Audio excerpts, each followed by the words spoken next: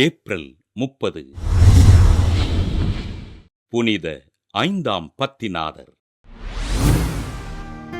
Italy நாட்டில் அலெக்சாந்திரியாவின் அருகிலுள்ள Bosco எனுமிடத்தில் கிபி 1504ஆம் ஆண்டு ஜனவரி 17ஆம் நாள் பிறந்தார் 5ஆம் பத்திநாதர்.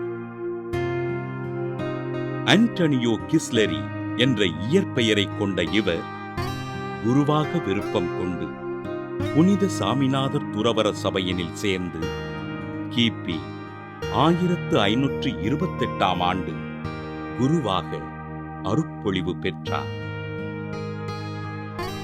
நவத்துறவிகளுக்கு பயிற்றுனராகவும் தன் சபையின் இல்லங்களுக்கு தலைவராகவும் இருந்த அருட்தந்தை ஆண்டனியோ கிஸ்லெரி குருக்களுக்கும் துறவிகளுக்கும் முன்னுதாரணமாக திகழ்ந்தார்.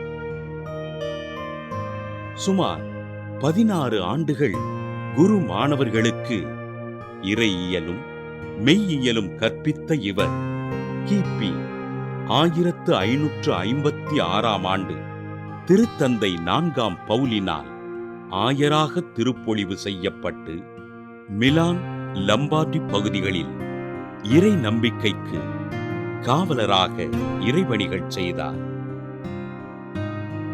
கிபி 1557ஆம் ஆண்டு கர்தினாலாக உயர்த்தப்பட்ட ஆண்டனியோ கிஸ்லெரி கிபி 1566ஆம் ஆண்டு ஜனவரி 7ஆம் நாள் திருச்சபையின் 225வது திருத்தந்தையாக பொறுப்பேற்று தன் பெயரை 5ஆம் பத்திநாதர் என்று தேர்ந்து கொண்டார்.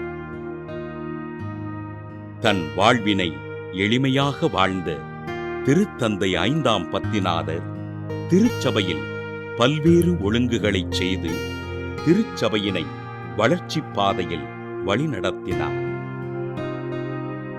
பொதுமக்களின் இறை நம்பிக்கைக்கு தடையாக இருந்த இங்கிலாந்து அரசி முதலாம் எலிசபெத் மற்றும் இத்தாலி அரசன் 2ஆம் மேக்சிமில்லியனால் சொல்லன்னா துன்பத்திற்கு ஆளான திருத்தந்தை 5ஆம் பத்திநாதர் கிபி 1572ஆம் ஆண்டு மே 1ஆம் நாள் இறைப்பதம் சேர்ந்தார்.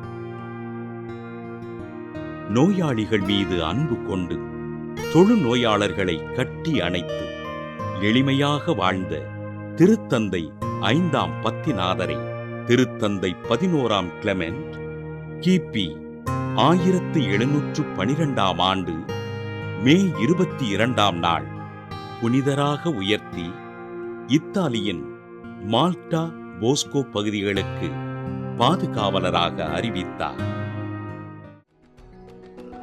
புனித 5ஆம் பத்திநாதரின் திருவிழாவினை கொண்டாடுகின்ற நாம் தொழுநோயினால் பாதிக்கப்பட்டிருக்கும் மக்களுக்காகவும் அவர்களின் அமைதியான வாழ்விற்காகவும் ஜெபிப்போம்.